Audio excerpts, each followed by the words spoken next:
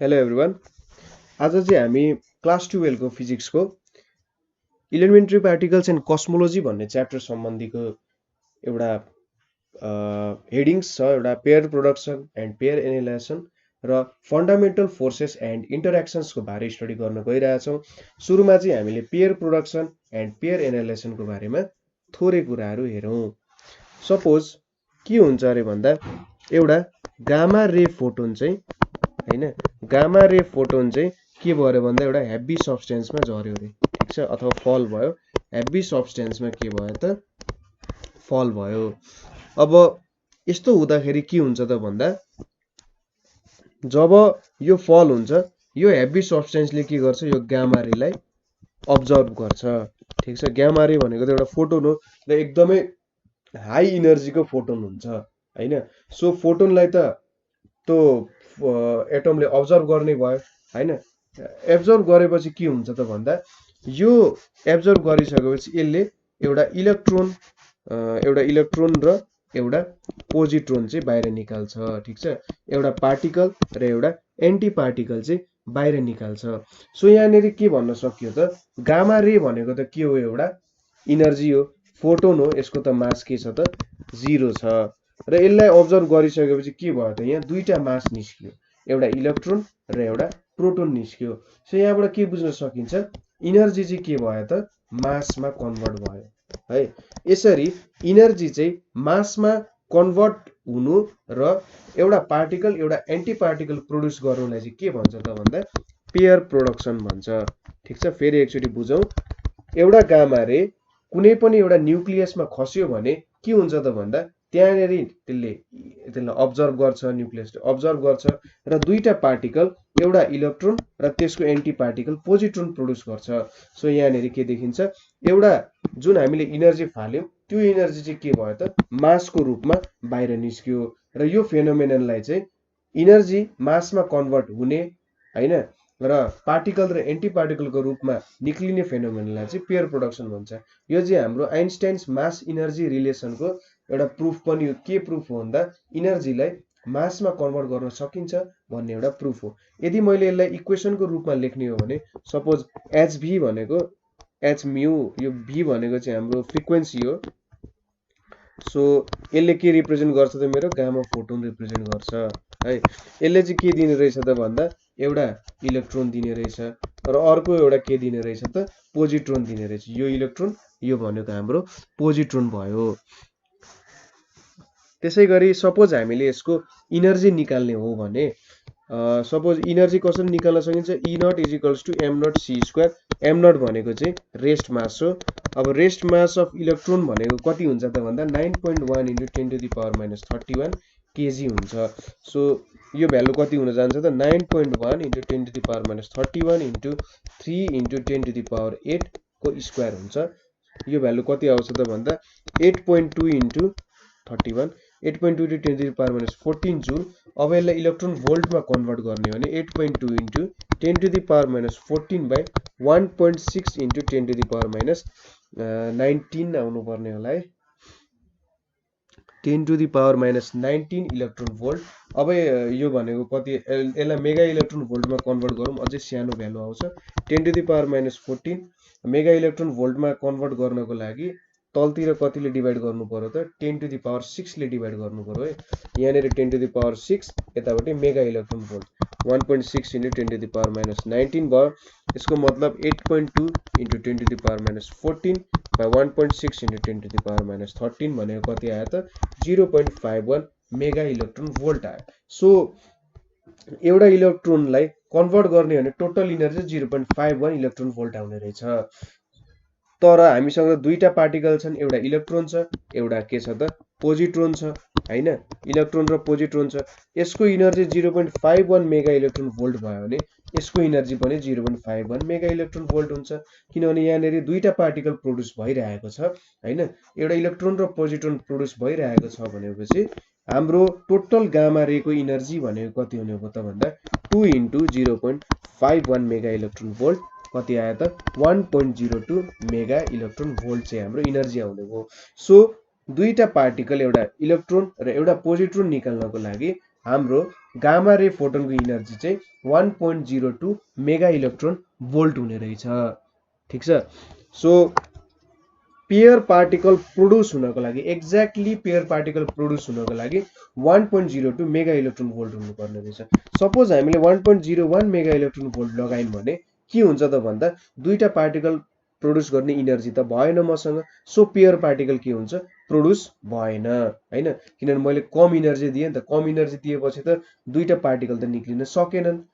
So यदि मैले 1.02 भन्दा बेसी इनर्जी दिए भने चाहिँ 1.02 मेगा इलेक्ट्रोन भोल्ट भन्दा बेसी इनर्जी दिए भने के हुन्छ त भने यो इनर्जी पेयर पार्टिकल प्रोड्युस हुन युज हुन्छ र जुन रको एक्स्ट्रा इनर्जी आयो नि 1.02 भन्दा जुन एक्स्ट्रा इनर्जी छ त्यो इनर्जीले चाहिँ के दिन्छ त पार्टिकल र एन्टी पार्टिकललाई किनेटिक इनर्जी दिने काम गर्छ। यिनीहरुको काइनेटिक इनर्जी चाहिँ के गर्दिन्छ त इक्वली डिस्ट्रिब्युट गर्दिन्छ। ठीक छ। इलेक्ट्रोनले जति काइनेटिक इनर्जी पाउँछ अर्कोले पनि त्यति नै काइनेटिक इनर्जी पाउने काम गर्छ। अब त्यसै गरी हामीले चाहिँ एउटा रिभर्स फेनोमेना पनि गर्न सक्छौं। ठीक छ। रिभर्स फेनोमेना भनेको सपोज एउटा इलेक्ट्रोन र हामीले पोजिट्रोनलाई चाहिँ जोड्यौं भने के हुन्छ त यसले चाहिँ फोटोन दिने गर्छ, गामा फोटोन। सो दुईटा गामा फोटोनहरु दिन्छ यसले, अथवा के बुझ्न सकिन्छ भन्दाखेरि यो दुईटाको सम अनुसारको इनर्जी दिन्छ र दुईटा गामा फोटोन चाहिँ यसले प्रोड्युस गर्ने भयो हैन। सो यिनीहरु एनाइलेट भनेको चाहिँ एक अर्कासँग डिस्ट्रक्सन हुँदा के भयो त गामा फोटोन्स प्रोड्युस गर्यो। सो यहाँ चाहिँ के भयो त मास चाहिँ इनर्जीमा कन्भर्ट भयो। यसरी मास चाहिँ इनर्जीमा कन्भर्ट हुँदाखेरि के भन्छ त यसलाई पेयर एनाहिलेसन भन्छ। ठीक छ। पेयर एनिहिलेसन भनेर भन्छ। सो के भयो त इनर्जी मासमा कन्भर्ट हुँदाखेरि पेयर प्रोडक्सन भयो र मास चाहिँ इनर्जीमा कन्भर्ट हुँदा पेयर एनिहिलेसन भन्ने प्रोसेस भयो। अब हामीलाई हाइजेनबर्ग अनसर्टेनिटी प्रिन्सिपल त सबैलाई थाहा छ। हाइजेनबर्ग अनसर्टेनिटीले के भन्छ त भन्दा कुनै पनि पार्टिकलको पोजिसन र मोमेन्टम एक्ज्याक्टली मेजर गर्न सकिँदैन। अर्को फर्ममा हाइजेनबर्गलाई चाहिँ इनर्जी र टाइमको फर्ममा पनि रिप्रेजेन्ट गर्छन् है। सो यहाँबाट के भन्छ त भन्दा हाइजेनबर्गको यो कन्क्लुजन के निक्लियो भने कुनै पनि पोइन्टमा कहिले पनि इनर्जी चाहिँ जिरो हुन पाउँदैन। ठीक छ। भ्याक्युम होस् जहाँ होस् हैन त्यहाँ चाहिँ इनर्जी कहिले पनि जिरो हुन सक्दैन। सो त्यहाँनेरि इनर्जी जिरो हुन सक्दैन भन्नुको मतलब के हो भन्दा त्यहाँनेरि चाहिँ पेयर प्रोडक्सन हुन्छ के, पेयर प्रोडक्सन र त्यसपछि पेयर एनिहिलेसन हुन्छ। ठीक छ। पेयर एनिहिलेसनको प्रोसेस चाहिँ भइराख्छ। सो यसरी यो प्रोसेस रन गर्छ। पेयर प्रोडक्सन हुन्छ र पेयर एनिहिलेसन हुन्छ, फेरि पेयर प्रोडक्सन हुन्छ, पेयर एनिहिलेसन। के हुन्छ त हाम्रो भ्याक्युममा इनर्जी जिरो हुन्छ, जिरो इनर्जीबाट एउटा पार्टिकल र एउटा एन्टी पार्टिकल निक्लिन्छ र यो पार्टिकल र एन्टी पार्टिकल मिक्स भएर फेरि के हुन्छ त जिरोमै विलीन हुन्छ। ठीक छ। शून्यबाट निस्किन्छ फेरि शून्यमै बिलाउँछ। सो यसरी चाहिँ के हुन्छ त हाम्रो पेयर प्रोडक्सन र पेयर एनिहिलेसन हुन्छ। तपाईलाई यदि यो प्रिन्सिपलबाट बुझ्न मन छ भने यसलाई चाहिँ के भन्छ भने भ्याक्युम इनर्जी भनेर भन्छ है। तपाईले गुगलमा सर्च गर्न सक्नुहुन्छ। भ्याक्युम इनर्जीको बारे अलिकति रिसर्च गर्न पनि राम्रो टपिक छ। यो लकडाउनको समयमा तपाईहरुले चाहिँ यो भिडियो लकडाउनमा बनिरहेछ र लकडाउनको समयमा तपाईले भ्याक्युम इनर्जीको बारे रिसर्च गर्नु भने राम्रो टपिक छ, मजा आउँछ पढ्न, हेर्न सक्नुहुन्छ। अब अर्को टपिक हामीले के डिस्कस गर्छौं भनिरहेको थियौं भन्दा फन्डामेन्टल फोर्सेस। फन्डामेन्टल फोर्सेस अथवा यसलाई चाहिँ के भन्छ त इन्टरएक्सन्स भनेर हुन्छ। अब हाम्रो अब्जर्भेबल युनिभर्समा फन्डामेन्टल फोर्सेस भनेको हामीले के देख्यौं त भन्दा चार प्रकारको फन्डामेन्टल फोर्सेसहरु देख्यौं। ठीक छ। चार प्रकारको के छ त फन्डामेन्टल फोर्सेस छ। पहिलो भनेको हामी चाहिँ वीक देखि स्ट्रङ सम्म जाउँ है। सुरुको भनेको ग्रेभिटेशनल फोर्स हो। ठीक छ। ग्रेभिटेशनल फोर्स, ग्रेभिटेशनल फोर्सको प्रपर्टिजहरु के छ त भन्दा यो पहिलो कुरा वीकेस्ट फोर्स हो। सबसे वीकेस्ट फोर्स चाहिँ ग्रेभिटेशनल फोर्स हो। किन वीकेस्ट होला गुगलमा सर्च गर्नु why gravitational force is the weakest force र तपाईले यसको डिफरेन्ट फर्म अफ एन्सर पाउन सक्नुहुन्छ। र ग्रेभिटेशनल फोर्स किन वीकेस्ट छ भन्ने कुरा चाहिँ अझैसम्म साइन्टिस्टहरुले एक्ज्याक्टली भन्न सकिरहेका छैनन्, भने पनि त्यसको केही प्रुफ छैन। सो एक्चुअली यो सर्च गर्नु तपाईले एकदम इन्ट्रेस्टिङ टपिक्सहरुको बारे भेट्न सक्नुहुन्छ। अर्को कुरा भनेको यो चाहिँ इन्फिनिट डिस्टेन्स सम्म हुन सक्छ। ठीक छ। यो जति पनि डिस्टेन्समा चाहिँ ग्रेभिटेसनल फोर्स हामीले देख्न सकिन्छ है। अब त्यसै गरी यो चाहिँ इन्भर्स स्क्वायर फोर्स हो, इन्भर्स स्क्वायर फोर्स हो, ठीक छ। डिस्टेन्स अनुसार चाहिँ डिक्रिज हुन्छ। सो फोर्स भनेको 1/r² हुन्छ। डिस्टेन्स घट्यो भने फोर्स बढ्छ, डिस्टेन्स बढ्यो भने फोर्स घट्छ, यो भयो। त्यसै गरी अर्को भनेको के छ त भन्दाखेरि यो चाहिँ कलर, चार्ज हैन, प्रेसर, टेम्परेचर केहीमा पनि डिपेन्ड गर्दैन। कुनै पनि फिजिकल कन्स्टेन्ट्समा चाहिँ हाम्रो ग्रेभिटेसनल फोर्स डिपेन्ड गर्दैन र यसलाई मिडिएट गर्ने भन्छ। मिडिएट गर्ने भनेको चाहिँ मध्यस्थकर्ता है नेपालीमा। मध्यस्थकर्ता भनेको ग्रेभिटोन हुन्छ। ग्रेभिटोनले के काम गर्छ त भन्दा सपोज अर्थ र सनलाई हेरौँ, यो मेरो सन भयो र यो मेरो अर्थ भयो रे, ठीक छ। ब्लू प्लानेट हो, ब्लू नै भनौँ न। अब अर्थलाई सनले तानिरहेछ नि, के गर्छ त सनले ग्रेभिटोनहरू पठाउँछ, ठीक छ। सनले चाहिँ के गर्छ त ग्रेभिटोनहरू पठाउँछ र योसँग इन्टरेक्सन गर्छ र यतापट्टि फेरि आइपुग्छ है। सो ग्रेभिटोनले गर्दा के हुन्छ त भन्दा सन र अर्थको बीच इन्टरेक्सन हुन्छ। क्वान्टम मेकानिक्समा के हुन्छ भने जहिले पार्टिकलहरूको कुरा गर्छ क्या, जहिले पनि पार्टिकलहरूले चाहिँ फोर्सहरू क्यारी गर्छ भन्छ। सो जसरी हामीले gravitation is an attractive force भनेर भन्छौँ नि र फिल्डहरू हुन्छ नि भनेर भन्छौँ नि, सो यहाँनेरि फिल्डको साटो चाहिँ पार्टिकल युज गर्छ र ग्रेभिटीलाई मिडिएट गर्ने पार्टिकल भनेको चाहिँ के हो त ग्रेभिटोन भनेर भन्छ। अब ग्रेभिटेसनल फोर्सले चाहिँ के गर्छ त भन्दा युनिभर्समा स्टेबिलिटी ल्याउने काम गर्छ, ठीक छ। स्टेबिलिटी ल्याउने काम गर्छ। अब यसपछिको फोर्स भनेको चाहिँ के हो त भन्दा हाम्रो electromagnetic force. Electromagnetic force, electromagnetic फोर्सहरू भनेको चाहिँ सुरुमा चार्ज्ड पार्टिकल्सहरू बीचमा हुन्छ, ठीक छ। चार्ज्ड पार्टिकल्सहरू बीचमा हुने फोर्स। यदि चार्ज छ भने त्योहरू बीच बुझ्नुस् कि दुईटा चार्ज पार्टिकल्सहरू छन् भने तिनीहरू बीच चाहिँ इलेक्ट्रोम्याग्नेटिक फोर्स हुन्छ। इलेक्ट्रोम्याग्नेटिक फोर्स भनेको फोटोनको कारण हुन्छ। सो फोटोन भनेको चाहिँ के हो त इलेक्ट्रोम्याग्नेटिक फोर्सको मेडिएटर हो है। फोटोन भनेको इलेक्ट्रोम्याग्नेटिक फोर्सको मेडिएटर हो र यसको पनि इन्फाइनाइट रेन्ज हुन्छ, इन्फाइनाइट रेन्ज हुन्छ, इन्फाइनाइट रेन्ज हुन्छ। र यो के हुन्छ त ग्रेभिटेसनल फोर्स एट्र्याक्टिभ मात्रै हुन्छ, तर यो लाइक चार्जेसको लागि के हुन्छ, लाइक चार्जेसको लागि रिपल्सिभ हुन्छ है, रिपल्सिभ हुन्छ। र अनलाइक चार्जेसको लागि के हुन्छ त यो एट्र्याक्टिभ हुन्छ है। अनलाइक चार्जेसको लागि के हुन्छ त एट्र्याक्टिभ हुन्छ।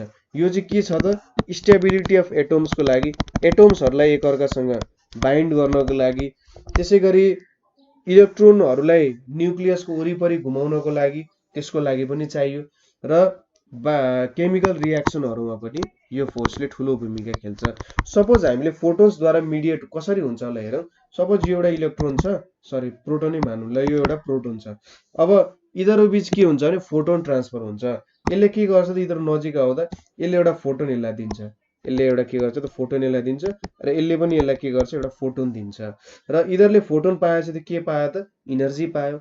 इनर्जी पाएपछि यिनीहरू चाहिँ के गर्छ त जुन डिरेक्सनबाट इनर्जी पायो यतापट्टि जान्छ यो र यो डिरेक्सनमा जाने भयो। सो यहाँबाट के देखिन्छ भन्दा फोटोन इन्टरेक्सन भइसकेपछि यिनीहरू चाहिँ रिपल्सन जस्तो हुने रहेछ क्या।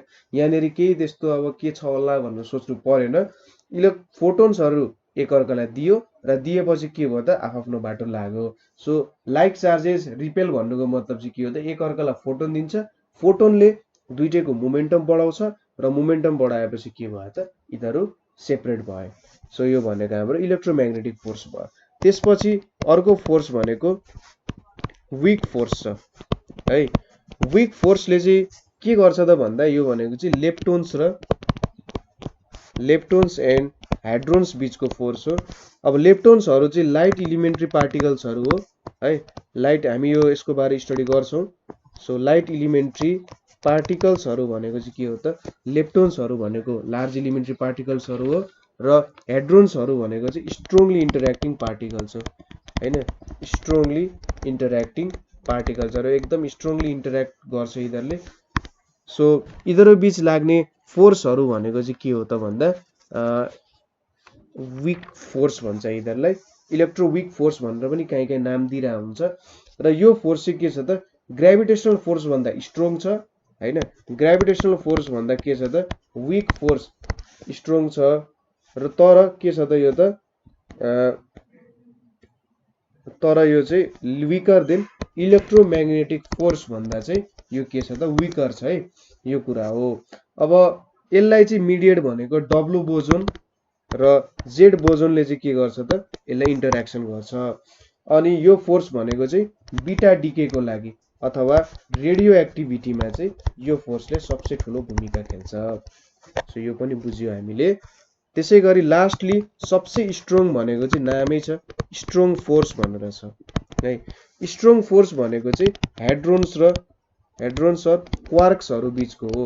क्वार्क्सहरू भनेको चाहिँ के हो त भन्दाखेरि हाम्रो प्रोटोन न्युट्रोनहरू बनाउन क्वार्क्सहरू युज हुन्छ। सो क्वार्क्सहरू भनेको चाहिँ अझै प्रोटोन र न्युट्रोन भन्दा सानो पार्टिकलहरू हो हैन।